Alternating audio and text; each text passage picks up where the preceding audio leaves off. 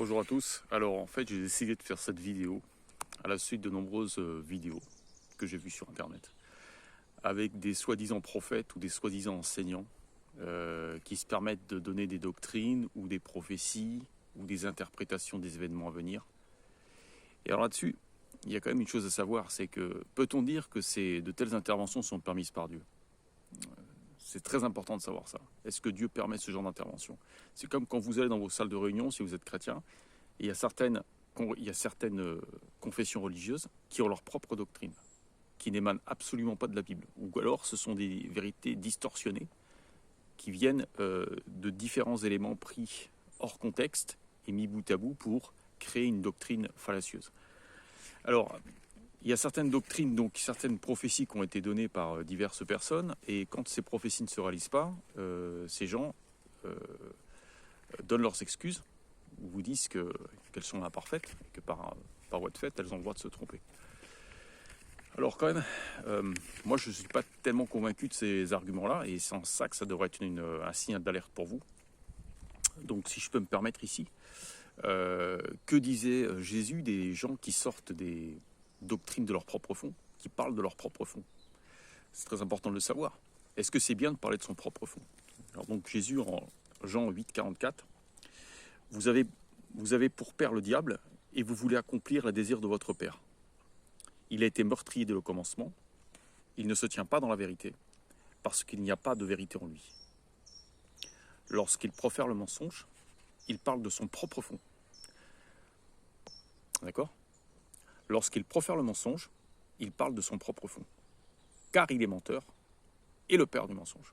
Donc, quand vous écoutez des personnes qui soit donnent des fausses prophéties, soit disent des choses qui sont leurs fruits de leur propre interprétation, que ce soit des interprétations de prophéties, que ce soit des interprétations des Écritures, et qui ne sont pas bibliques, qui ne sont pas textuellement exprimées dans les Écritures, ce sont des gens qui parlent de leur propre fond et qui essayent finalement d'attirer l'attention des gens vers eux au lieu d'attirer l'attention des gens vers Dieu. Et donc j'attire votre attention là-dessus. Lorsque vous écoutez j'en ai écouté plusieurs sur Internet, des gens par exemple quand il y a eu l'invasion de l'Ukraine, oui ça y est, c'est Gog et Magog, ils se préparent. C'est la Russie, donc la Russie c'est Gog et Magog, c'est n'importe quoi ces histoires-là. Les gens qui ne savent pas quoi dire, et qui cherchent à pondre des interprétations parce qu'ils ont envie de le dire, c'est leur problème s'ils croient, mais c'est pas la peine d'aller le dire aux gens. Arrêtez de dire aux gens n'importe quoi. C'est comme les gens qui disaient que la marque de la bête c'était le Covid, le vaccin contre le Covid. Il faut arrêter ces salades-là. Il faut arrêter de dire n'importe quoi. Si vous ne savez pas, vous n'avez pas besoin de le dire à d'autres gens qui sont beaucoup plus crédules que vous et qui vont prendre pour argent comptant. C'est comme les gens qui ont annoncé la fin du monde à nombreuses reprises. Il y a une certaine religion qui a annoncé la fin du monde plein de fois, qui à chaque fois ça s'est paralysé. Donc ils ont trouvé des explications, des prétextes pour s'excuser que ça ne s'était pas arrivé.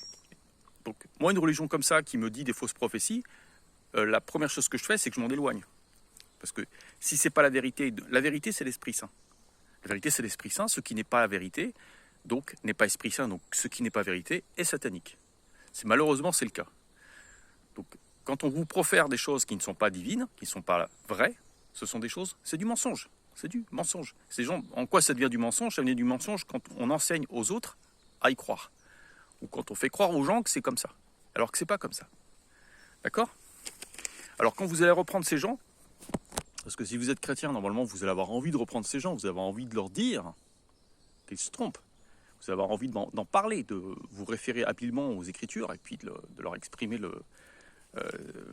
non seulement vos griefs, mais aussi ce qu'il en est bibliquement parlant, puisque là, il faut aussi qu'on parle sur les mêmes accords. Si on défend une théorie, si on défend des idées, il faut que ce soit des idées qui soient bibliques, qui soient exprimées clairement dans la Bible.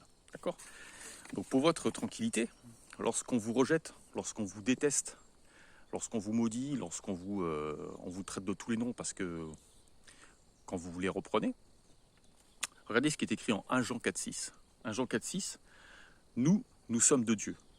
Celui qui connaît Dieu nous écoute. Celui qui n'est pas de Dieu ne nous écoute pas. C'est par là que nous connaissons l'esprit de la vérité et l'esprit de l'erreur. C'est beau. Donc, où est-ce qu'on lit dans 1 Jean? C'est quand même géant. Celui qui ne vous écoute pas quand vous voulez parler de Dieu, c'est quelqu'un qui a l'esprit de l'erreur au fond de lui, Et donc l'esprit de l'erreur, par opposition à ce que dit Jean, ce qui est très vrai, donc disant nous connaissons l'esprit de vérité, c'est par là que nous connaissons l'esprit de la vérité et l'esprit de l'erreur. Voilà. Donc, moi voilà, je cherche juste à faire un commentaire, mais qu'il faut que vous ayez tout le temps l'esprit. Ne vous attachez pas à des religions qui ne sont pas dans la vérité. Ne vous attachez pas à des religions qui se trompent. Vous savez, dans la vie, moi j'ai connu des gens très simples. Pas des érudits, pas des gens qui sortent, qui ont été nommés anciens, qui ont été nommés prêtres, qui ont été baptisés solennellement devant tous. Non, j'en connais. N'ont presque aucune approbation des autres, qui n'ont pas été désignés. Des frères, des sœurs qui prêchent parce qu'ils ont le cœur à prêcher. Ils n'y vont pas contre cœur, ils y vont joyeusement prêcher. Et bien ces gens-là, je me suis aperçu que ces gens-là, et bien très souvent, ils ne sont pas dans l'erreur. Très souvent, ils ont un esprit humble qui fait qu'ils acceptent les Écritures sans essayer de chercher des théories, sans essayer d'enseigner des faussetés aux gens. Et donc cet esprit d'humilité, c'est une leçon pour nous. Si nous ne sommes pas humbles, nous sommes appelés à suivre Christ humblement. Nous ne sommes pas appelés à suivre Christ d'une façon arrogante et à de faire les choses à notre manière. Celui qui choisit de faire les choses à sa manière, c'est l'esprit d'indépendance, c'est l'esprit de rébellion, c'est pas l'esprit de vérité. Donc les gens vous disent oui, non, moi je fais ma religion à ma manière, à mon style. Ben, malheureusement, c'est pas fidèle, vous n'êtes pas fidèle à Christ. Donc même ça, c'est valable pour moi aussi. Moi, je vais vous dire, je suis tellement imparfait. Bon, ça fait très longtemps que j'ai pas prêché à des gens. Je le fais régulièrement, c'est vrai. Mais là, comme de fait de mon travail, j'ai beaucoup moins de temps, donc je fais beaucoup moins. Mais je sais que ça, c'est un point que je dois renforcer. Mais je ne vais pas commencer à dire, non, mais c'est vrai que j'ai pas le temps de prêcher, mais bon, je suis quand même bien parce que ceci, parce que cela, parce que je fais autre chose. Non. Savoir admettre ses erreurs, ses insuffisances et travailler dessus. Voilà, je vous aime très fort. Soyez tous bénis en Christ et je vous souhaite une excellente continuation de votre chemin spirituel. Merci bien. Au revoir.